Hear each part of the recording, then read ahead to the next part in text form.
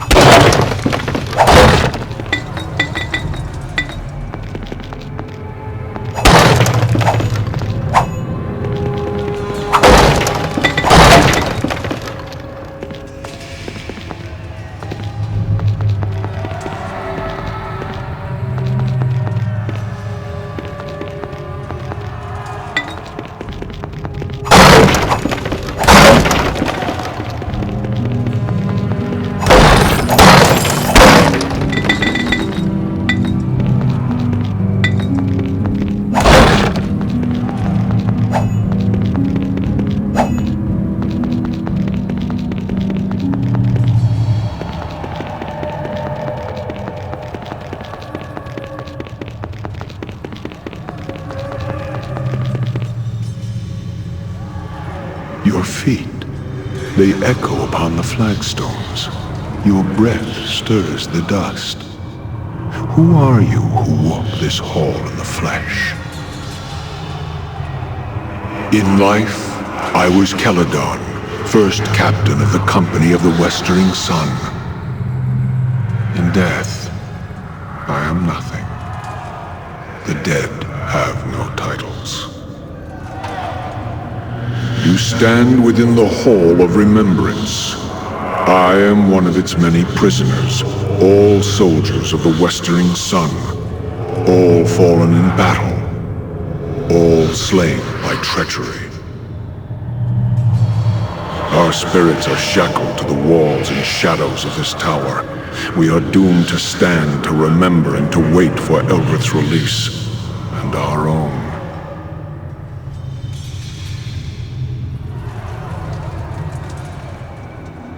Who is Eldrith? Much time has passed, I see, for how many names to have been ground beneath time's heel.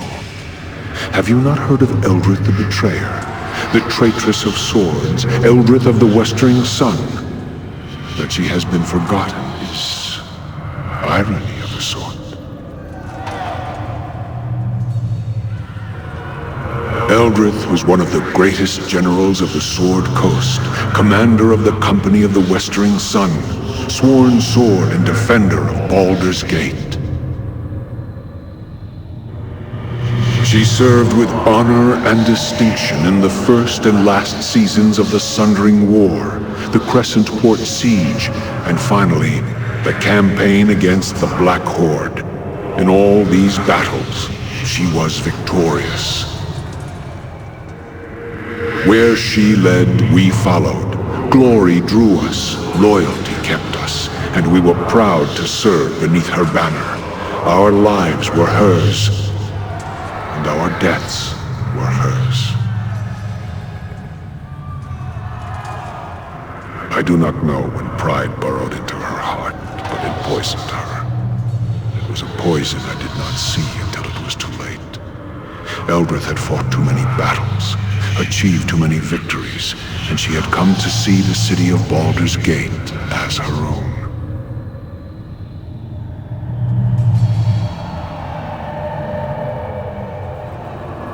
On the day of the Great Betrayal, and the last day of the campaign against the Black Horde, I left my wife within the walls of Baldur's Gate, where she would be safe, and told her I would return. She was one of the most beautiful elven maids I have ever known. There are times when I feel as if I hear her singing for me still, waiting for my return.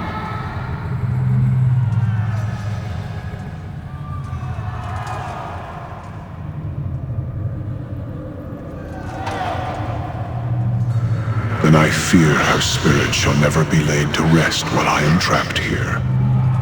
My wife, to think that she suffers still, and for my sake.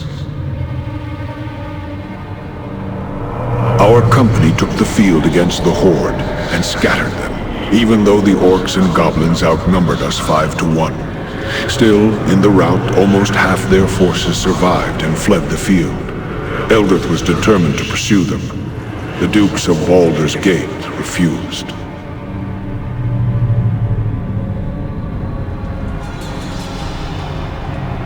Too many good soldiers had been lost, the Dukes told us. They and the people wanted no more of blood and death, and they felt the Horde would not return. Eldrith was furious. Even though we had lost many men, she felt it was better we deal a death blow to the Horde and ensure they never threaten Baldur's Gate again. And so she defied the Dukes and led us to our deaths. Already weakened, we chanced upon one of the straggling bands of the Horde and cornered them within the Dosiah's Cleft. It was tactical brilliance in trapping them within the canyon. But in doing so, we gave them no choice but to fight us. Backed into a corner, the Horde proved more vicious than we had anticipated. Eldrith, fearing of losing the field, sent a messenger back to Baldur's Gate for reinforcements before the Horde broke free of her trap.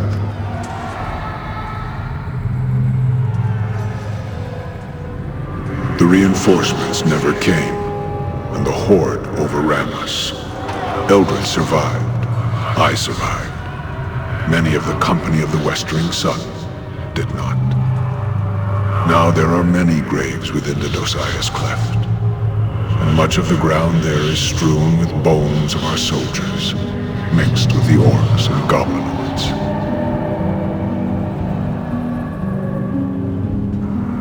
Eldrith became a thing, a creature consumed by fury. Wounded, she returned to Baldur's Gate to demand an audience with the Dukes. Instead, she was met at the gates and told that for her disobedience upon the battlefield, the walls of Baldur's Gate would be forever closed to her and the Westering Sun. Eldrith, she gathered us, all of us who remained, all of us who had sworn to serve her, and she ordered our broken company to attack the walls of her city. She swore she would take it from the Dukes, make it hers, and put the Dukes to the sword. It would be justice, she said. Justice. It was suicide. We were slain almost to the man, and we were driven from the city, hounded by the remaining troops of Baldur's Gate. We knew no rest, no peace, and they pursued us for leagues upon leagues, all the way to the marsh of Chalimber. They feared Eldrith's wrath so greatly that they were determined that she should not escape alive. I died here in the marsh of Chalimber, and so did all that remained of the company of the Westering Sun. Eldrith was the last to die, brought low by crossbowmen and archers, men who feared to come within reach of her sword. Even against death, Eldrith's fury prevailed. Now she lives again, a creature of terrible power and terrible anger. In her eyes she sees nothing but Baldur's Gate in flames.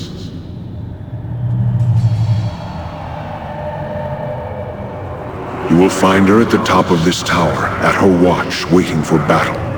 She knows you are here. She has attempted to seal you within this hall, as the stones of the Onyx Tower obey her will.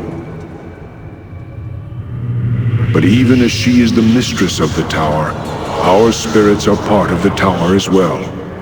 I shall allow the stones of this hall to part so that you may reach her, and I pray, kill her for the last time.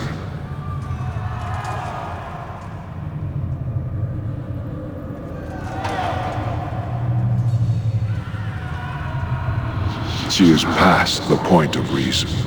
She has become a creature of vengeance, and battle is all she understands now. Even in life, she was prideful and stubborn. Now, vengeance has made her heart a stone. I pray the gods favor you. If not, then I fear no one shall be able to stop her.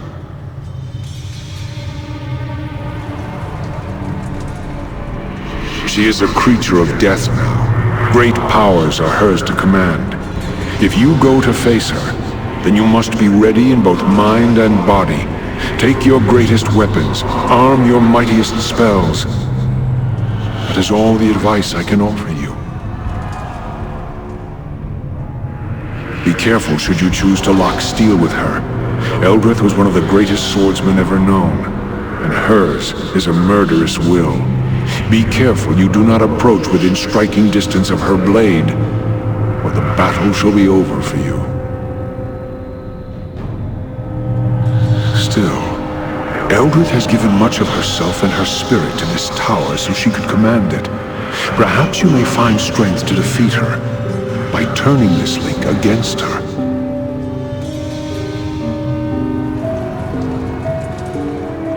If this tower is linked to her, then a blade forged from the walls of this tower and constructed on the Black Forge may be your greatest weapon.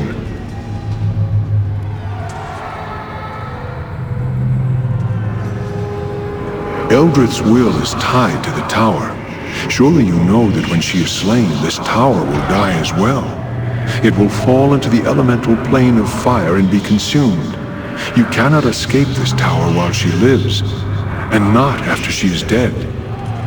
Can you not use the way you entered to escape?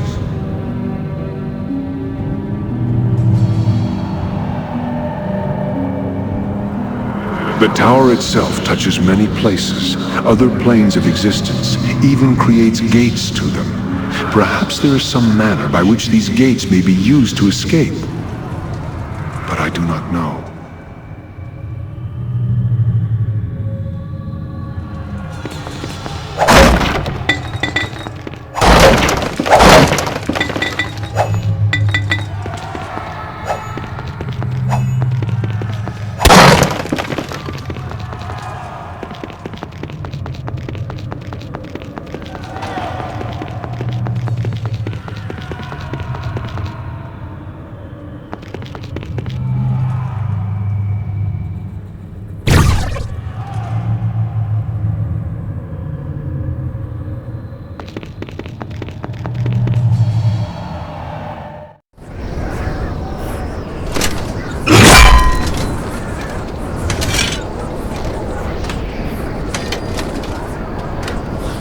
So, the dogs of Baldur's Gate once again hound me, and all the way to my sanctuary this time, though it lies a horizon's distance from their walls.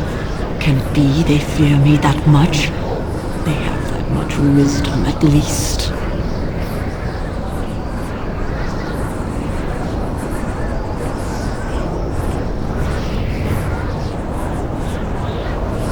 Surrender? Ha! I who have bested death. I have nothing to fear from you, or Baldur's Gate.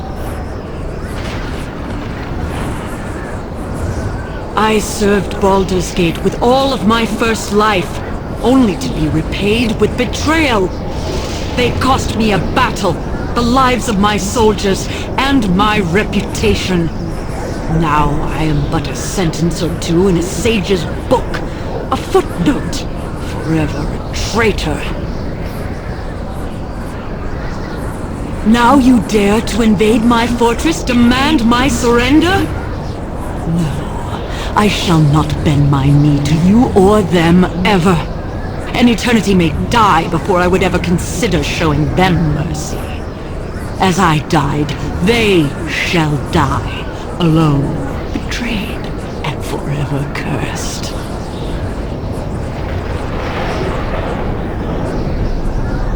Then you shall die. I command this tower. I command all within it. All your small victories, all the damage you caused, can be undone. Know that as long as I stand, the war against Baldur's Gate shall continue, and I shall be victorious. You may hold the field, dog, but the day is mine. Now, let us end this.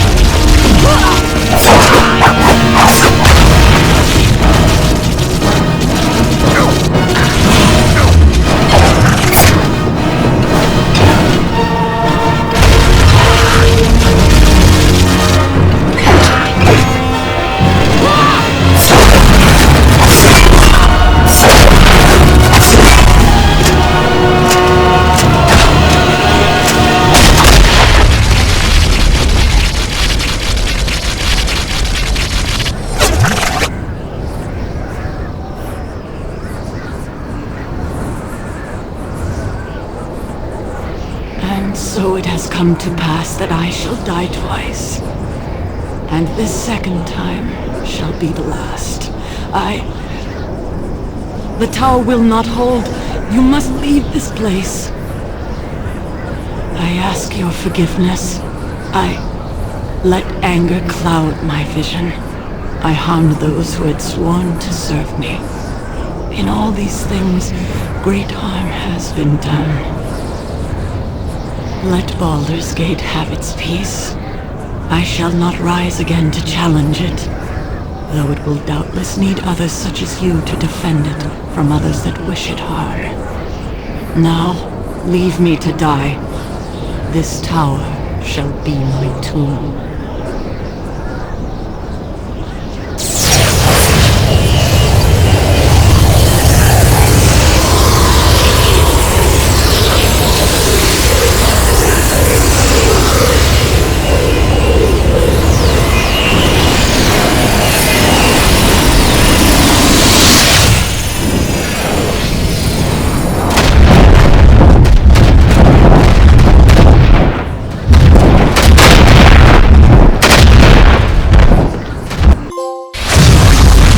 In the flash of the portal's light, Eldrith's tower was no more.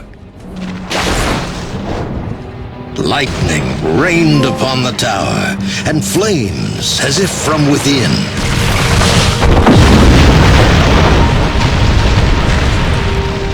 And thus, in a storm of fire and lightning, Eldrith died her second death. But it was all part of a much larger design. It is done. Eldrith is undone.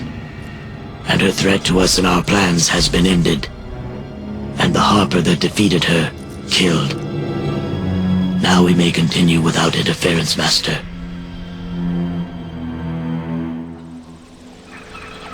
Where did the portal lead?